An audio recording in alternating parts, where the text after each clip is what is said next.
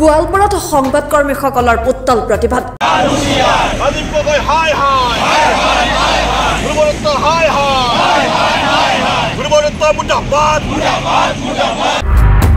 প্ৰতিবাদত অংশগ্ৰহণ বিভিন্ন দল সংগঠনৰ।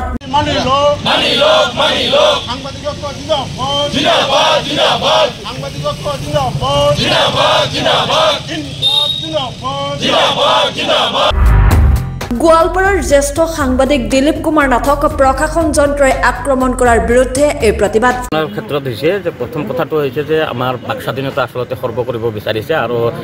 তাৰ জ্বলন্ত উদাহৰণটো হৈছে যোৱা 19 তাৰিখে লক্ষীপুৰৰ উচ্ছেদ অভিযানত মানে নিউজ পৰিৱেশন কৰি থকা অৱস্থাত জিলা প্ৰশাসন বুলি আমি ক'ম এইকাৰণে যে য'ত ৰাজহ বিষয়া আছিল, য'ত বন বিষয়া এগৰাকী আছিল, য'ত পুলিচ প্ৰশাসন আছিল, তাৰমানে আমি ক'ব বিচাৰোঁ প্ৰশাসন এণ্ড মানে চিভিল আৰু মানে সামৰিক দুটা আমি সেইকাৰণে কৈছোঁ যে আমি প্ৰশাসনে আচলতে যি এই যে বাক স্বাধীনতা সৰ্ব কৰাৰ যি প্ৰচেষ্টা আৰম্ভ কৰিছে আমাৰ দিলীপ নাথক নিউজ পৰিৱেশন কৰি থকা অৱস্থাত তেওঁক চৌচৰি নি মানে নিৰ্যাতিত কৰিলে, অপমানিত কৰিলে, তাৰ প্ৰতিবাদত আমি আচলতে আজিৰ এই 2 ঘণ্টীয়া প্ৰতিবাদী ধৰ্ণা কাৰ্যসূচী গ্ৰহণ কৰিছোঁ। আৰু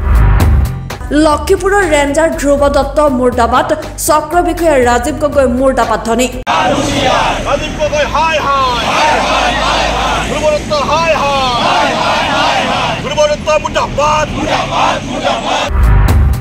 বাতৰি পৰিৱেশনৰ সময়ত জ্যেষ্ঠ সাংবাদিক দিলীপ কুমাৰ নাথক প্ৰশাসন যন্ত্ৰই আক্ৰমণ কৰাৰ বিৰুদ্ধে আজি গোৱালপাৰা জিলা আয়ুক্ত কাৰ্যালয়ৰ সন্মুখত গোৱালপাৰা জিলাৰ সাংবাদিক সংগঠন আৰু বিভিন্ন দল সংগঠনৰ সহযোগত সংবাদকৰ্মীসকলৰ প্ৰতিবাদ।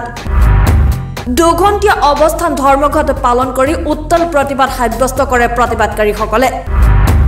উল্লেখ্য যে যোৱা 20 জানুৱাৰীত লক্ষীপুৰ আঞ্চলিক বন বিভাগৰ অন্তৰ্গত কুমাৰখালী সংৰক্ষিত বনাঞ্চলৰ উচ্ছেদ অভিযানৰ বাতৰি পৰিৱেশন কৰি থকাৰ সময়ত লক্ষীপুৰ ৰাজচক্ৰ বিষয়া ৰাজীৱ গগৈ আৰু বনাঞ্চলিক বিষয়া ধ্ৰুৱ দত্তৰ ইংগিতত 2গৰাকী বনকৰ্মীয়ে সাংবাদিক দিলীপ কুমাৰ নাথক আক্ৰমণ কৰা বুলি এক গুৰুতৰ অভিযোগ উত্থাপিত হৈছে। ইপিনে ঘটনাৰ দিনাই সাংবাদিকগৰাকীয়ে লক্ষীপুৰৰ ৰাজচক্ৰ বিষয়া আৰু বনাঞ্চলিক বিষয়াৰ বিৰুদ্ধে আৰক্ষী অধীক্ষকৰ কাৰ্যালয়ত এক এজাহাৰ দাখিল কৰে যদিও আৰক্ষীয়ে উক্ত গোচৰটো পঞ্জীয়ন নকৰি ওলোটাই বন বিভাগে কৰা ভুৱা গোচৰ পঞ্জীয়ন কৰি লক্ষীপুৰৰ আৰক্ষীয়ে দিলীপ কুমাৰ নাথক গ্ৰেপ্তাৰৰ বাবে বিচাৰি ফুৰিছে। প্ৰশাসনৰ উক্ত পক্ষপাতিত্বমূলক আচৰণ বন্ধ কৰা, দিলীপ কুমাৰ নাথৰ বিৰুদ্ধে কৰা মিছা গোচৰ প্ৰত্যাহাৰ কৰা আৰু ঘটনাৰ ন্যায়িক তদন্তৰ দাবীৰে সাংবাদিক আৰু বিভিন্ন দল সংগঠনৰ লোকে বেনাৰৰ লগতে হাতে হাতে প্লে কাৰ্ড লৈ গোৱালপাৰা জিলা প্ৰশাসন হাই হাই, লক্ষীপুৰৰ ৰেঞ্জাৰ ধ্ৰুৱ দত্ত মুৰ্দাবাদ, চক্ৰ বিষয়া ৰাজীৱ গগৈ মুৰ্দাবাদ, লক্ষীপুৰ আৰক্ষী হাই হাই, সাংবাদিকৰ ওপৰত অত্যাচাৰ নচলিব, সাংবাদিক দিলীপ কুমাৰ নাথৰ বিৰুদ্ধে জাপি দিয়া মিছা গোচৰ উঠাই লওক, সাংবাদিকৰ কলম স্তব্ধ কৰা নচলিব, লক্ষীপুৰ আৰক্ষী হাই হাই, ৰেঞ্জাৰ ধ্ৰুৱ দত্ত হুঁচিয়াৰ, চক্ৰ বিষয়া ৰাজীৱ গগৈ মুৰ্দাবাদ আদি শ্লোগানেৰে পৰিৱেশ উত্তাল কৰি তোলে। লক্ষীপুৰত উচ্ছেদ অভিযানৰ জিলা প্ৰশাসনে উচ্ছেদ চলাই থকা অৱস্থাত আমাৰ এগৰাকী জ্যেষ্ঠ সাংবাদিক দিলীপ কুমাৰ নাথে বাতৰি পৰিৱেশন কৰি থকা অৱস্থাত তেওঁক বন বিষয়া, ৰাজহ বিষয়া আৰু আৰক্ষী বিষয়াই যি নিৰ্মমভাৱে অত্যাচাৰ চলালে, আক্ৰমণ চলালে, সেইটোৰ আমি এলানিভাৱে কাৰ্যসূচী গ্ৰহণ কৰি আহিছোঁ। যোৱা বিগত 23 তাৰিখে আমাৰ গোৱালপাৰা জিলা সাংবাদিক সন্থাত এটা প্ৰতিবাদ সভা হৈছিল আৰু সেই প্ৰতিবাদ সভাত আমি 4টা দাবী সন্মিলিত এখন স্মাৰকপত্ৰ আমি জিলা আয়ুক্তলৈকে প্ৰেৰণ কৰিছিলোঁ আৰু আজিৰ তাৰিখত আমাৰ এই প্ৰতিবাদী ধৰ্ণা কাৰ্যসূচী আছিল আৰু এই ধৰ্ণা কাৰ্যসূচীত আমি পৰৱৰ্তী কাৰ্যসূচী ঘোষণা কৰাৰ কথা সিদ্ধান্ত লোৱা হৈছিল আৰু আজি এই 2 ঘণ্টীয়া আমি ইতিমধ্যে প্ৰতিবাদী ধৰ্ণা কাৰ্যসূচী পালন কৰিলোঁ। এই ধৰ্ণাত গোৱালপাৰা জিলাৰ বিভিন্ন প্ৰান্তৰ সংবাদকৰ্মীসকলৰ লগতে বিভিন্ন দল সংগঠনৰ প্ৰতিনিধিসকলে আজি অংশগ্ৰহণ কৰিছে। এই চবতে মই সেই সমূহ সংগঠনৰ বিষয়ববীয়াসকলক মই ধন্যবাদ জনাইছোঁ আৰু আজি প্ৰতিবাদী এই ধৰ্ণা কাৰ্যসূচীত আমি কেইবাটাও গুৰুত্বপূৰ্ণ সিদ্ধান্ত গ্ৰহণ কৰি আছোঁ। তাৰে প্ৰথম কথাটো হৈছে যে এই আন্দোলনটো পৰিচালনা কৰাৰ কাৰণে যিহেতু বিভিন্ন দল সংগঠন ইয়াত জড়িত আছে, সাংবাদিকৰ দল, সেইকাৰণে এটা 10জনীয়া এটা আহ্বায়ক সমিতি গঠন কৰা হৈছে। 2 নম্বৰ কথাটো হৈছে যে এই সমগ্ৰ ঘটনা দিলীপ নাথৰ ন্যায় বিচাৰি আৰু সাংবাদিকসকলৰ সুৰক্ষা বিচাৰি আমি এখন স্মাৰক পত্ৰ যুগুত কৰাৰ ব্যৱস্থা সিদ্ধান্ত লৈছোঁ আৰু এই স্মাৰক পত্ৰখন মাননীয় ৰাষ্ট্ৰপতি মাননীয় প্ৰধানমন্ত্ৰী মাননীয় মুখ্যমন্ত্ৰী আৰু মাননীয় ৰাজ্যপালগৰাকীলৈ প্ৰেৰণ কৰাৰ এক সিদ্ধান্ত গ্ৰহণ কৰা হৈছে 2 নম্বৰ কথাটো হৈছে যে এই ঘটনাটোক কেন্দ্ৰ কৰি বা এই ঘটনাটো জাগৰণ সৃষ্টি কৰাৰ স্বাৰ্থত আৰু সাংবাদিকসকলৰ নিৰাপত্তা সুনিশ্চিত কৰাৰ বাবে গোৱালপাৰা জিলাত থকা বিভিন্ন প্ৰেছ ক্লাব আৰু সংস্থাসমূহে নিজা নিজা এলেকাত নিজা নিজা অঞ্চলত জনজাগৰণ সৃষ্টি কৰাৰ লগতে এখন প্ৰতিবাদ সভা বা নাগৰিক সভা অনুষ্ঠিত কৰাৰ সিদ্ধান্ত গ্ৰহণ আহ্বান কৰা হয়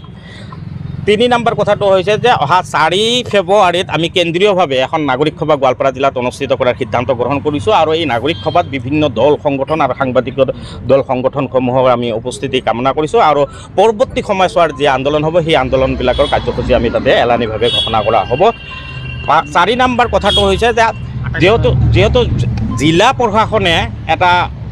আমি ইতিমধ্যে জানিব পাৰিলোঁ যে জিলা প্ৰশাসনে এটা এডিসিৰ জৰিয়তে এজনীয়া এডিসিৰ জৰিয়তে এটা তদন্ত নিৰ্দেশ দিছে গতিকে তেওঁলোকে তদন্ত কৰিব আমি আমাৰ ফালৰ পৰা সাংবাদিক সংস্থাসমূহৰ পৰা এটা প্ৰতিনিধি দল আমি নিৰ্বাচিত কৰি দিছোঁ তেওঁলোকো সেই ক্ষেত্ৰত যাব ঘটনাস্থলীত যাব আৰু ঘটনাস্থলীত যা আচলতে একচুৱেল ঘটনাটো কি হৈছে তাৰ স্থানীয় ৰাইজসকলৰ পৰা শুনানি গ্ৰহণ কৰি বা হিয়াৰিং কৰি তেওঁলোকৰ কথাবিলাক লিপিবদ্ধ কৰি আমি এখন প্ৰতিবেদন প্ৰস্তুত কৰিম সেই ইনকুৱাৰী হিচাপে আৰু বাকি আমি এই ক্ষেত্ৰত সকলো সাংবাদিক আৰু সকলো শুভাকাংক্ষী দল সংগঠনৰ আমি সহায় সহযোগিতা কামনা কৰিছোঁ আসলে আমিও উদ্বিগ্ন প্ৰকাশ কৰিছোঁ যে আসলে আমাৰ সাংবাদিকৰ ওপৰত যিটো আক্ৰমণ কৰবাত হত্যা এইটো আমি সিদিনা যোৱা 20 তাৰিখত লক্ষীপুৰত উচ্চ শিক্ষাবিদ সংবাদ সংগ্ৰহ কৰিবলৈ যাওঁতে আমাৰ লক্ষীপুৰৰে সাংবাদিক দিলীপ কুমাৰ নাথ তেওঁক যন্ত্ৰই তেওঁক নিৰ্যাতন শাৰীৰিক মানুহে নিৰ্যাতন কৰাৰ কথা শুনিছোঁ এই কথাখিনি যথেষ্ট আমি দুখ প্ৰকাশ কৰিছোঁ আৰু যেহেতু সাংবাদিকসকলে আমাৰ দেশখনৰ আমাৰ সমাজৰ তেওঁলোকে বাৰ্তা দাঙি ধৰে গতিকে সেই সাংবাদিকসকলৰে যদি মুখ বন্ধ কৰা হয় তেতিয়াহ'লে আমি সৰ্বসাধাৰণ ৰাইজে বাতৰিবিলাক ক'ৰ পৰা পাম গতিকে এই ক্ষেত্ৰত দিলীপ নাথক যিসকলে আক্ৰমণ কৰিছে এই দিলীপ নাথৰ আক্ৰমণক আমি গৰিহণা দিছোঁ আৰু দিলীপ নাথে যাতে ন্যায় পায় সেই ন্যায়টো বিচাৰিছোঁ আৰু যিসকল দোষী ব্যক্তি তেওঁলোকক কিন্তু আমি মানে তেওঁলোকৰ ব্যৱস্থা এটা বা শাস্তি প্ৰদান কৰিব লাগে গতিকে আমি আকৌ বিচাৰিছোঁ যে আমাৰ ভাৰতবৰ্ষত আমাৰ দেশৰ আমাৰ অঞ্চলটোত সাংবাদিকতাৰ যি অধিকাৰ এই অধিকাৰ সাংবাদিকসকলৰ যি সুৰক্ষা এই সুৰক্ষাটো নিশ্চিত কৰিব লাগে ব্যুৰো ৰিপৰ্ট দৈনিক অগ্ৰদূত ডিজিটেল